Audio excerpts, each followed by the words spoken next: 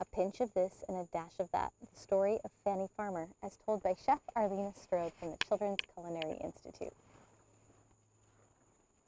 Cooking may be as much a means of self-expression as any of the arts.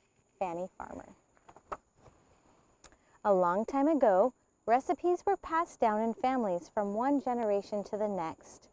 The recipes were handwritten and would list measurements such as a pinch of salt, a handful of flour, or 2 thumbs of butter. It is no surprise that when different people made the recipes, the taste and the textures were not the same.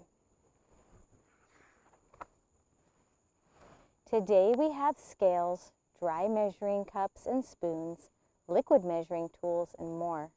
This helps us to be sure that the measurements we are using are exact and that we make the recipe the way it is supposed to taste. Who makes the rules about how much flour makes a perfect cake or how wide the streets should be? Who decides which is the safest way to build a house or how strong a bridge should be to hold lots of cars? Civil engineers design roads and streets. Fire protection engineers create the fire codes that keep us safe, and food engineers help us understand how we can cook tasty food safely.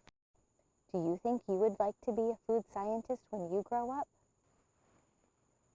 Fanny Farmer was born in March of 1857 in Boston, Massachusetts. Fanny's father was a master printer. Her family wasn't rich, but they valued education and hoped to be able to send Fanny and their 3 younger sisters to college when they were old enough to go.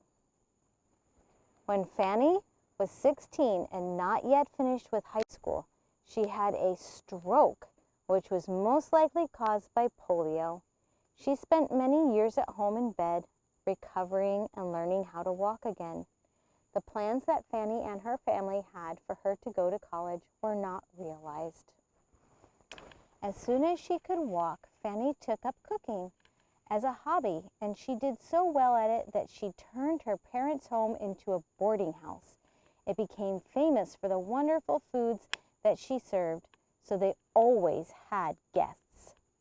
At the age of 30, Fanny was encouraged to attend the Boston Cooking School.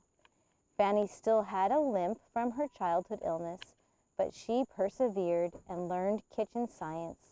She was one of the star students, and when she graduated in 1889, she became an assistant to the director of the school.